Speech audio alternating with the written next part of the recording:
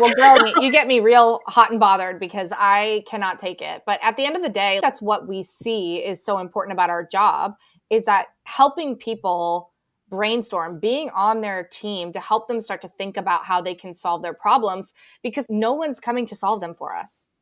We are the hero of our own financial story. At the end of the day, the best thing we can do is not only help them realize that they're their own hero, but it's help them be the best hero possible and give them all the skills, all of the things that they can do so that they can trust themselves instead of looking elsewhere for someone else to fix it for them.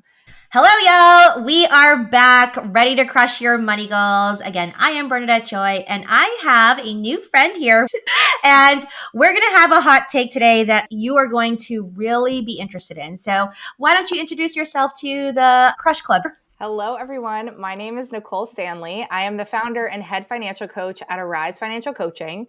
And today I'm excited to talk with you guys about my story, some of my hot takes, and some new money advice that I don't know if you've heard before. I love this. Now, why I think this is really important for you to see us side by side, y'all, is that she's a financial coach and I'm a financial coach. And you might think, well, aren't they competition? Aren't they like playing in the same field? But based off of what I've read about Nicole and her whole approach is she's definitely in that there's plenty of room for everyone space. And I'm really excited to talk to another financial coach because sometimes I talk to authors or people who maybe aren't in the thick of it day to day with clients. And so hearing what's going on with her and her client space and what trends she's seeing is really important, I think, for all of us to know. But for me, just as a peer to peer of just like, okay, let's trade war stories here. Let's trade best practices and see how we can all arise together. Why don't you tell people a little bit about how you got started as a financial coach and who do you specifically serve? Yeah, so I got started as a financial coach in 2020, so right at the beginning of COVID. And my story and inspiration as to why I started financial coaching started long before that. I grew up in a upper middle class family. My parents are Puerto Rican and they came stateside when my sister was younger. And that really gave them like a pretty immigrant mentality in terms of they wanted to come, give us a good life. And so my dad talked to me about money a lot growing up, probably a little too much because I started to internalize a lot of the stress that he felt about money. And one of the things that he used to tell me was I needed to become an attorney or a doctor or an engineer. And if I wasn't one of those things, then I was doomed for the rest of my life. So cue when I met my soon to be husband, who was studying to be like a youth minister and was making $26,000 a year when we got engaged, that my dad was like, ah. So I thought, of course, when you get married for love, money will never bother you, right? Well, I was so incredibly wrong about that because I started having regular panic attacks while planning my wedding. And my big aha moment was when I was doing the numbers over and over again. And I looked at my soon to be husband from across the table and was like, listen, if we can't afford this wedding where our friends are doing the flowers and the bartending and making the cake, how are we going to afford a life together? And so that's when I got introduced to the personal finance world as well as the therapy world because I started going to therapy. And I realized that even though we made a smaller income, we could still make big changes with our finances. So we ended up paying off $30,000 worth of debt in our first 10 months. And over the next 4 to 5 years, on an average annual income of $56,000 a year, we ended up paying off that debt and then building our family's net worth to over $250,000. And I share that because that was a really big thing for me when I had so much stress before, looking at my future and realizing that even if I didn't invest any more money, I would still be able to retire comfortably, felt like this crazy amount of freedom that I thought as a kid couldn't happen. And so before I knew financial coaching was an industry, I just started helping friends and family for free for a few years. And I realized then that I had this like, I don't want to say addiction, but I loved watching people start to realize that they could fix their financial problems and that they could change their lives financially. And so I launched my business in 2020. Since then, have been able to help over 700 clients improve their future, their success with money, their savings. And that's really how I got into this space, ended up getting more training. And now I have a small team of 3 full-time employees, all of us working together to help increase our impact. And I know you asked our ideal client. Our ideal client is really the same person I was. And that's just somebody who feels overwhelmed by the amount of stress that their money brings into their life. Whether they're high or low income earners, they feel trapped. They feel like they don't know how to fix their financial problems, even though they've tried budgeting, reading books, and they want somebody to get in there, get their hands dirty, and help them do it. I love it. I love it. I'm looking over to my right side because I'm looking at, first of all, your team is so adorable. Like you have like great pictures on your branding is on point on your website. And what I really appreciate about everything that you just said is there's a lot that I can relate to. Also, first generation, like I joke with my like Latino friends. I'm like, I'm basically also Latino because I can also get my citizenship to Spain Oh, I love through that. like descendancy, and a lot of the same themes of just like I inherited the stress of my father's financial anxiety, and so that you point that out and you recognize that and now you're paying it forward is so amazing. And you say very explicitly, which I love on your site, is that you not only share the things that you do, but you share the things that you do not do, one of them being toxic frugality. And that I love that specific wording. So can you extrapolate more what you mean by toxic frugality and why you don't do that? Yeah. The best medicine I feel like for knowing what you won't do is drinking it yourself. So when I started my journey, obviously I talked about paying off a lot of debt fast, and I didn't do that very glamorously. I did that listening, let's be real. I got into the space. I heard Dave Ramsey. I adopted this very gazelle intense mentality about debt. And I was the type of person who would stand at the Starbucks line for 20 minutes wondering how I could maybe get a tea to save $2 because I felt bad that I was there. Or I would return 75% of what I owned because I felt like, oh, I could thrift this, or, oh, this doesn't fit perfectly into a capsule wardrobe, so this is kind of wasteful. And I became very obsessed with how could I save money in everything. And I think a lot of people, when they start their debt-free journey, like I did, we think that'll go away once we hit a certain goal, right? Like once I pay off debt, I won't think about money that way anymore. And the truth is, the relationship you have with money when you're paying off debt is typically the exact same relationship with money you're going to have once you've paid it off, once you've built a higher net worth. And that was a hard truth I had to realize, because when we had hit Coast Fire, which for the listeners, Coast Fire is when you invest enough money that even if you don't add to it, you'll still be able to retire comfortably. Once we hit that number and we had bought a house, we were debt free, I booked us a trip to France, and it was with my daughter, my husband, and I. And when I booked the flight, even though I got the cheapest flight available, I had another panic attack about spending money.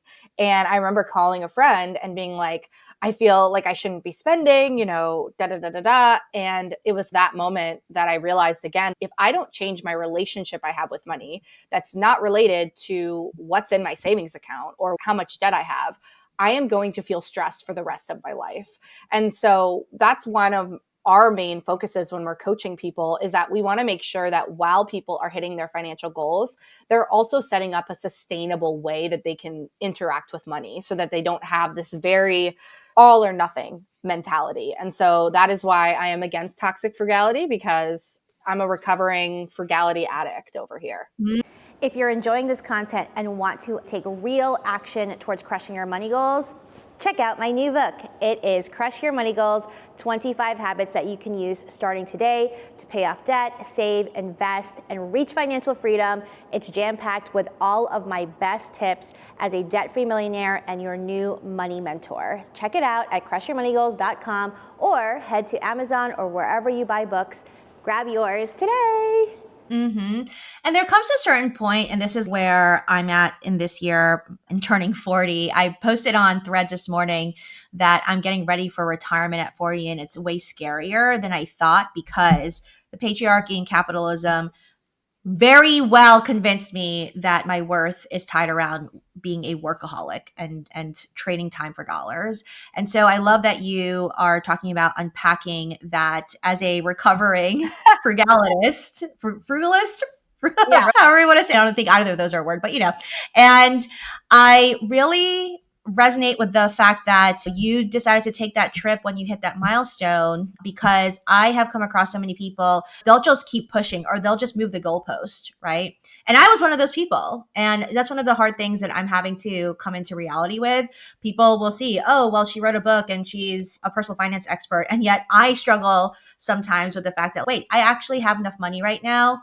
Like, go spend some. Yeah. Like, go on that vacation. And so one of the other things that I thought was really cool about how you position yourself as a financial coach is that you put on your website that money goals are not more important than your mental health. Yes.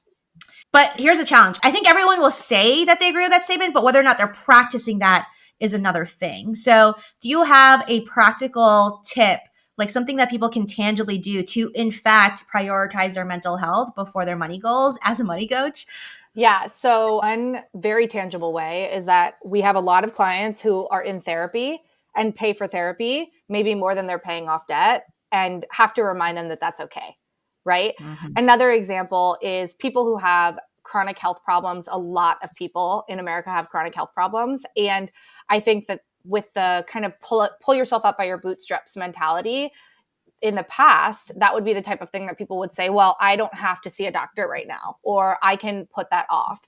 And that to me is an exact example of how we could say, you know what, financially, maybe it makes more sense to hold off, but for your health, mental health, physical health, otherwise, it's okay for you to spend money on your health as well. And that is something that for me, when I was younger and didn't have a lot of thought leaders in this space telling me that, I definitely had another voice telling me that I didn't need to do that or that you shouldn't do that.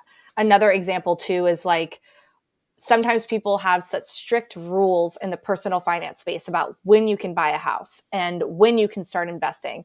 And they don't really leave space for any nuance of people who are halfway in between there. So, for example, in my life, I bought a house before I had hit a personal finance expert's place that I should have bought a house, which was it needed to be 25% of my income and it needed to be 15% of my take home pay, or else I was going to be house poor and die forever.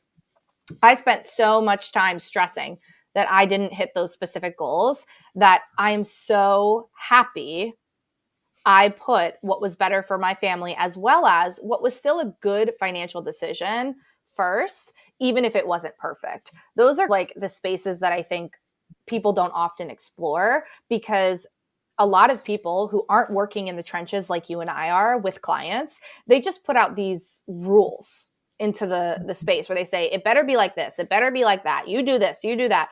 And people think they either do it that way or they're not going to make financial progress. And I think that's why putting your mental health over money, putting your health over just your financial goals is something that can help people identify maybe the types of experts they want to work with as well. People who can understand that the same rule doesn't apply for everyone. That's right. That's right. In my crush club this year, it is an actual rule in our club that they must be working with a therapist alongside Crush Your Money Goals. Mm. I repeatedly tell people I am not a licensed therapist, even though Yes. I have a psychology degree. One of my favorite clients, after we did our first group coaching session this past Sunday, I asked everyone to write out their money goals, and she shifted from making this much more money this year to finding a good therapist. That's a financial And goal. and that's exactly what we said in the group, was just like, that not only is that a financial goal, but that is probably going to pay you more dividends over the course of the next 20, 30 years than just like this one-time goal of increasing your salary by X amount of dollars this year, right? I so appreciate that you are pushing along that message as well, because like I said, a lot of people will say it, but I don't know that a lot of people are actually putting it into practice. So that's excellent. I know that you have a hot take, a pretty we'll start off with a broad statement and then like let's deep dive into, you said that you believe that every money problem is fixable. Yes. Whoa. Every money problem. I think that if we're talking about our average clientele, our average listener right now, most people are like Western society, American people. Yes. Every financial problem is fixable. Yes. Yes. I Okay. firmly believe it. So let's clarify the container here. So for those of you who might be listening to this and being like, well, what about the people in these countries who don't have access to this? We're not talking, Right. that's a completely different topic. We're talking about if you are an average American, let's even narrow this down to the 350 million people, Yeah. and who the vast majority of who listen to this podcast are American. If you're one of the 350 million people who have access to internet and live in the continental US, Yes. Nicole is telling us that every money problem that you have foreseen is fixable. Yes. Okay. So, can you talk me through an example of a client who did not have that mentality, who said, you know what? I made so many mistakes. Like, this can't be reversed. I'm doomed forever.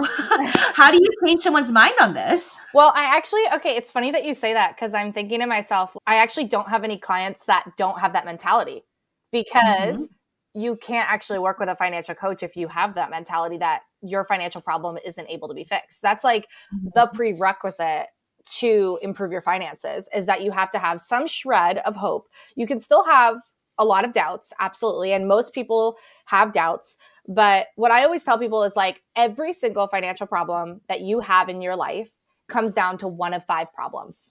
Okay. And it's usually a mix of them, but you're either encountering a true spending problem, which means you vastly overspend compared to what you make. You either have a true expense problem, which means your fixed expenses, transportation, medical, housing, etc., are just too high for your income. The third problem, which is often the problem that people try to fix with toxic frugality, hello, me, is that you have a true income problem, meaning no matter how much we lower your expenses, no matter how much we lower your spending, at the end of the day, the numbers aren't mathing, right? And we have to increase your income. A lot of people who think they have this problem continually increase their income when they have one of these other 2 problems. The fourth problem is that you have a true money management problem, meaning you don't have a system. You have no plan for your money. So the second it comes into your life, it just kind of evaporates. This is often fixed with not having a budget, not having a spending plan, right? And then the fifth problem that we often see is that you can have a true financial strategy problem. And this is for people who are like, maybe aggressively putting money into savings and they have no money in investments. That's a financial strategy problem, right? Or they're paying off their student debt before they're paying off their credit card debt. That's a financial strategy problem. And then all of these are obviously affected by our mindset and what we believe is possible with our money. But I always tell people, like, if you don't know which of these problems is your main financial problem, chances are you're actually trying to do a solution that isn't related to the problem that you're having. And so the first thing I do in coaching, I'm sure you do this too, is we actually need to discover which of these are we up against, and therefore where should we focus our game plan. Most people go to Google and they say, what should I do to improve my money? Or I'm stressed about money, what should I do? And it says, make a budget, right? But how helpful is that budget for somebody who has a true income problem? It's not, right? Or how helpful is that budget when somebody has a true spending problem? Or they don't even know that maybe the amount they're spending on their housing is too high compared to what their income is, etc. Now, did I say every problem is easily fixed? Heck no, right? But if we can get like laser focused on what is our obstacle, the average American can overcome it if they stay focused, if they know what their problem is, and they're able to get creative about the solutions that they're looking at. I'm curious your thought in 2025. Do you think that there is any one of these problems that feels like they're more prevalent or harder to overcome? Yes. Which one do you think? The fixed expense problem. Okay, tell me more. What do you mean? So in the past 5 years since I've been coaching, I have noticed a vast shift in a couple different categories for people that used to not be as scary. Housing has become unaffordable for the average person in America. Healthcare has become unaffordable. Daycare and childcare costs have become astronomical. And that happened long before I started in 2020. That was already, seeds of that already existed. But just the truth of the matter is that the average American income is not keeping up with the cost of these things. And so we have to get more creative. A lot of people still do think that it's their own spending when I'm like, I have to really walk people through it, where I can be like, look, we could take away all forms of spending and the math still won't math here. Mm-hmm. Right. And I actually think that's like really empowering for people to see and have a financial professional help them work through. Because even if I could say, well, your housing should be X, if somebody lives in LA, Mm-hmm. I can't magically change the market. Right. So there are a Mm-hmm. lot of things that are out of people's control, but it just requires us to be super laser focused on what the problem is so we can start making a plan that's going to work for that particular person. But yeah, in 2025, housing is insane for people. And even if somebody doesn't have debt, That's right. we're still talking, it's just more out of reach than it's ever been in my time. Yeah. Here's what I think is interesting about the housing issue is you hit the nail on the head on I'm fully claiming my angel investor era this year. And I'm putting it out to the universe, including on this podcast, to say if you have a business that can help chip away at this issue around housing, healthcare, or childcare, let's have a conversation. What can I do to help fund this business? Because 3 things happened to me this week. The childcare thing's not an issue for me because me and AJ don't have kids. But the other 2 on housing, my husband and I, we're going on our 4th year as renters, even though we have enough money in the bank to buy a house in cash. And that's because when we look at the market where we live, it is very much overvalued in the sense of, I mean, literally the quality of the homes that are being built right now are trash. And they're going over $1 million in neighborhoods that 3 years ago, they were literally like a third of that cost, right? Yeah. So it was something very interesting for my husband and I to have this conversation to say, it was our dream for so long to be homeowners, and we had homes before. So to be clear, this is not I don't know what owning a home is like, and so I just have this American dream of wanting to buy a home. Like, we've always looked at real estate as a solid investment for most people would have said for the last couple of decades, and real estate was a portion of how my husband and I were able to build some wealth in the past. But if you were to buy a house in 2025, then you're really buying for other reasons beyond like wealth building, in my opinion. In our area, it is actually objectively cheaper to rent for many reasons. So I'm really glad that you're calling that out in the sense of if on your goals is to buy a home, then what I've been doing with a lot of my clients is really reevaluating that goal. Well, tell me more. Why do you need a home so badly and right now? Right. Yeah. And going with the LA thing, people would say this is like the worst decision ever, but I had a client who was living in a condo for 17 years in LA, and we made a big decision to sell that condo and go rent in another location because the area that they were living in no longer felt safe. They no longer felt like they could actually walk their dog outside. Yeah. But then they were like, but I'm a homeowner. I would rather be a homeowner in an unsafe neighborhood than a renter in a safe neighborhood. It was so fascinating. So I'm so appreciative that you're having these types of conversations. But the second thing that I would love for you to talk more about is around the healthcare piece. Yeah. What would you say to someone on the idea that every problem is fixable? Yeah. I have this pre-existing health condition. I have these these healthcare bills. I have medical debt. What is your kind of response to them to help them get into this mentality that this is in fact fixable? So it's funny that you asked me this particular question because this is the hardest one in America. And it's the one that I have the most rage inside about, as well as for my own personal finances, because this is the main, I would say, housing, healthcare, childcare. These are the things that I am statistically wealthy now, right? Like I am doing great at the age of 31, like so proud. And these are the things that I still have to continually push and fight for in my own life. And so what I see as the biggest tragedy is that people know housing sucks. People know healthcare sucks. And so what they say is just like, whatever. And they just back out and stick their heads in the sand about it. And what that means is they never call and negotiate their medical bills. They never try to negotiate with their insurance provider to make sure that their statements are accurate, that they're being billed properly, that insurance is doing what they at least contractually say they should do, because they feel as though it's expensive. So they just want to throw their hands up, which I understand that mentality because it's crazy. But because of that, they stop engaging in trying to do the best they can in their situation. So what I tell people is, even though it's not ideal, we still have to do the best we can for you, which means if there's a chance to apply to financial aid for a crazy hospital bill, we're going to take the hour and we're going to apply to it, because that's the difference between spending an extra $3,000 because we were tired, which we are tired, and saying, no, I think it's worth it for us to still pursue whatever we can pursue. And so I think that's what I see as a fixable problem. I'll give an example for myself that I make way more money in the state of Massachusetts than you would think would allow you to get any sort of help from the state. But because I have this very high deductible plan, my children are paying these, I have 3 children, astronomical prices.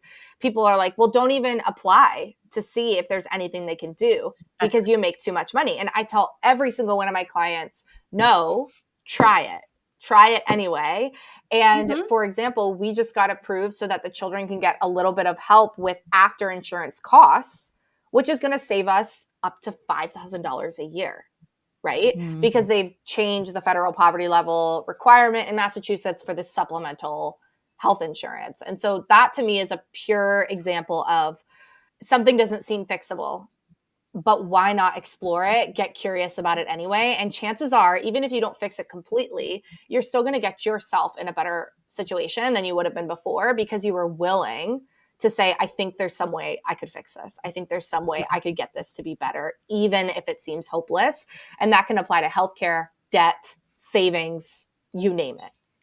And I think you just hit on 2 things that I think anyone can take away from this. One is you have to at least give it a shot. Yes. The thing that you think is not going to work, well, why don't we find out for sure that it doesn't work before we say it doesn't work? Yes. And I can't tell you how many specifically female clients and women of color who they're like, what's the point of negotiating? It's probably not going to happen. They always say they're probably going to say no. That's like one of the most common phrases here. They're probably going to say no. Let them say no. Say no to your face. Yes, and let them say it multiple times. That's right. That's right. Can I give you a fun story? I say there's 3 things that happened to me that makes me think of this. So yesterday I went to get my annual physical, which is supposed to be free, right? Under your plan. Yeah. But then you go there and I was reading the documentation and I said, so to be clear, if I ask a single question about anything, this now becomes a paid visit. And they said, yes. Get me on my thing. Yes. Then, so the second thing that happened was I got a new insurance card because my husband's company changed over to Blue Cross Blue Shield.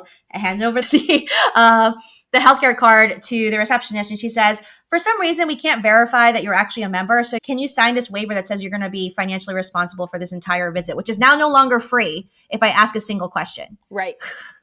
Yeah. And I was like, and she's like, well, you'll need to call the insurance company and ask them to fax me a verification that you are in fact a member of this plan. And I was just like, really trying to not like jump over yeah. And like strangle someone.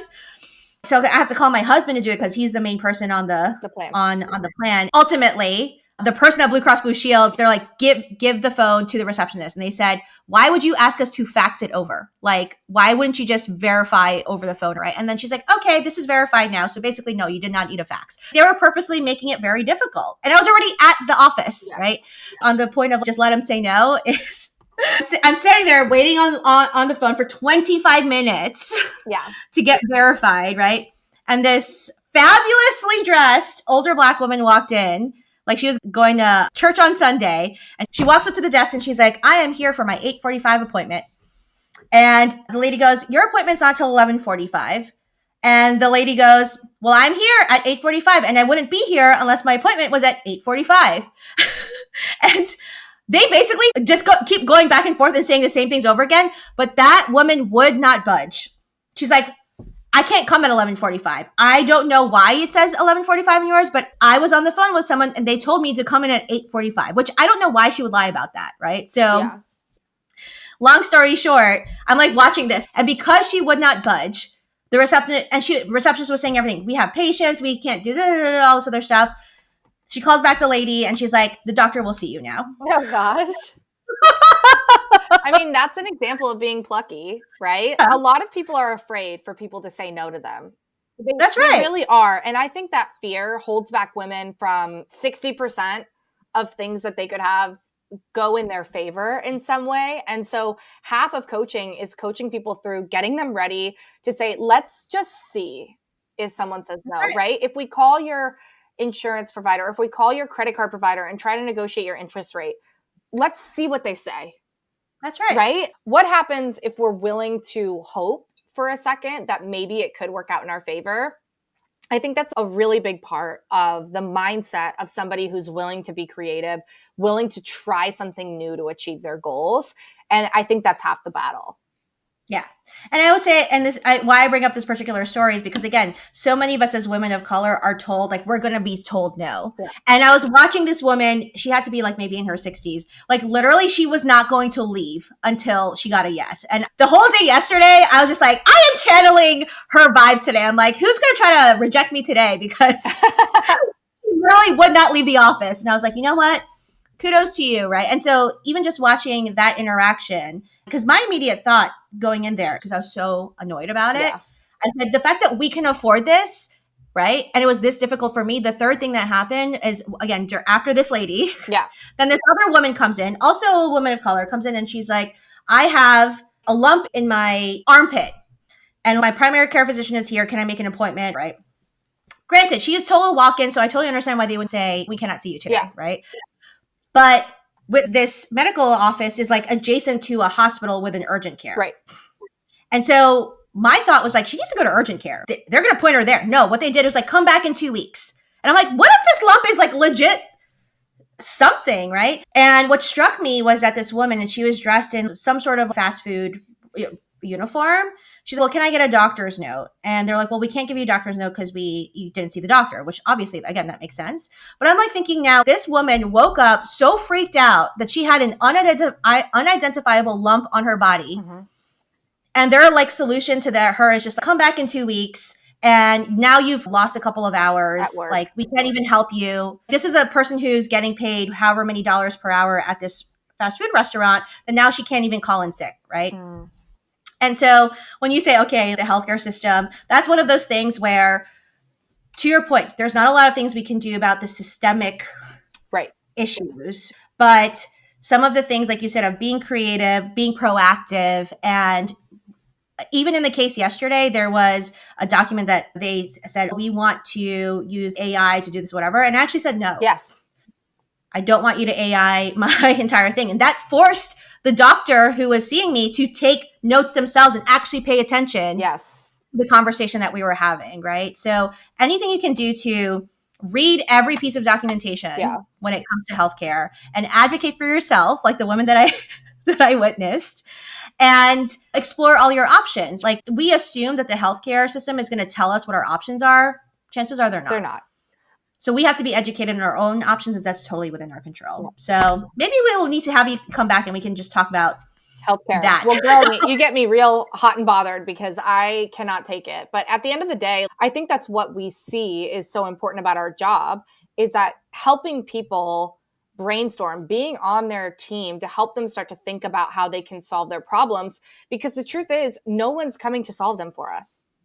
We are the hero of our own financial story. And I love that there's all these different things that could help us. But at the end of the day, if we want our clients to succeed, the best thing we can do is not only help them realize that they're their own hero, but it's help them be the best hero possible and give them all the skills, all of the things that they can do so that they can trust themselves instead of looking elsewhere for someone else to fix it for them.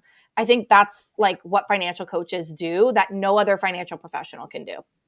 I love that. And now I see why V said that we would get along. We do have a lot in common on that. And that's something that I want y'all who are listening to leave this with is, in actuality, if you ever meet a financial coach that continuously makes them the hero of your story, that's actually not a good financial coach. You are actually the hero of your story, and the financial coach is kind of like your sidekick or your guide or your wizard of your whatever. You're Dumbledore. You're Harry, though.